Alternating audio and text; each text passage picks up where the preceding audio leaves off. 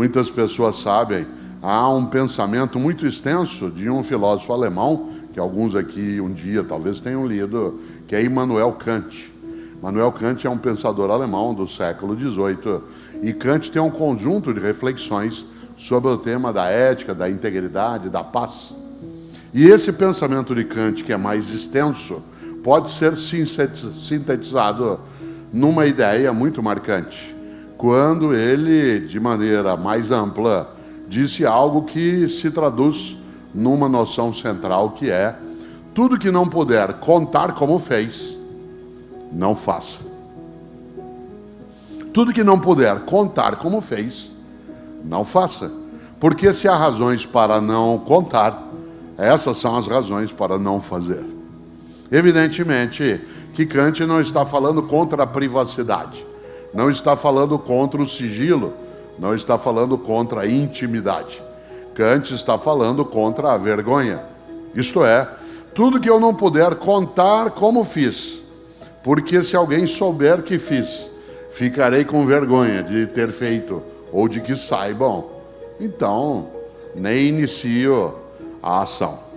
Mas eu quero lembrar uma coisa para você: é dificílimo fazer isso que Kant levanta. Afinal, cada um e cada uma de nós é tentada ou tentado todos os dias para arranhar a integridade na família, no casamento, na comunidade, no trabalho, na política. Nós não somos imunes ao acidente, desde especialmente que a gente esteja distraído. Nós não somos imunes à intenção, desde que a gente não esteja distraído. É só você lembrar o seguinte: uma das coisas mais bonitas da história do Ocidente é aquilo que foi relatado a alguém que foi chamado de Homero. Não há clareza, né, se ele de fato existiu, que são duas obras marcantes no pensamento ocidental e hoje um patrimônio da humanidade, que é a Ilíada e a Odisseia. Duas obras estupendas, insisto, não há clareza se elas são de autoria de Homero, né, mas a ele é atribuída esta forma de relato. E vocês sabem que a Ilíada e a Odisseia ambas contam a história da Guerra de Troia, a vitória dos gregos sobre os troianos, a história na Ilíada de Aquiles e de Ulisses na Odisseia.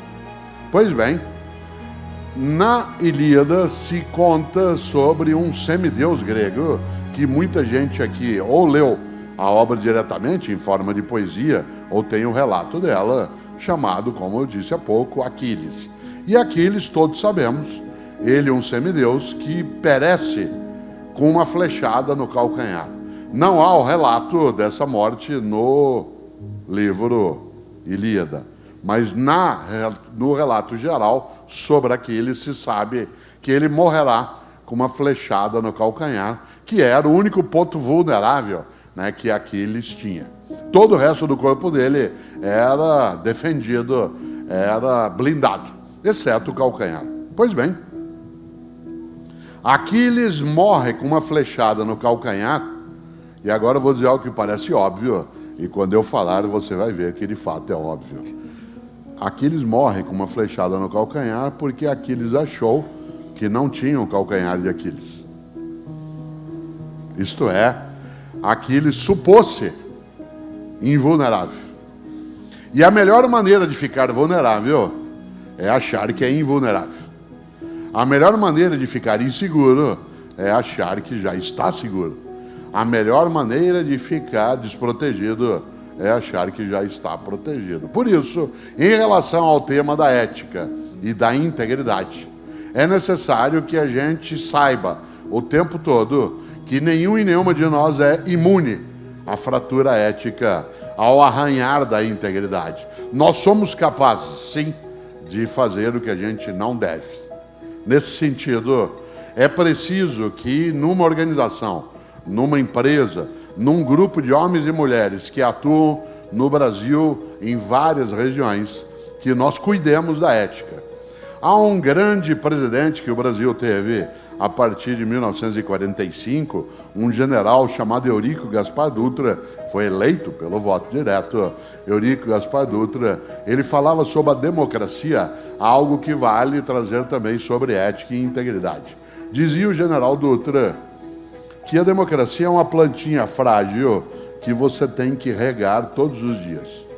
A democracia é uma planta frágil que tem que ter renovação cotidiana.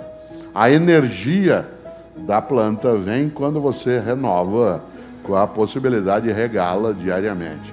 Esta ideia do general Dutra pode e deve ser estendida à noção de ética e integridade. A integridade, ela é uma plantinha que a gente tem que regar diariamente, porque do contrário ela perde vitalidade. Ela, como uma energia renovável, precisa ser renovada. Nesse sentido, é especial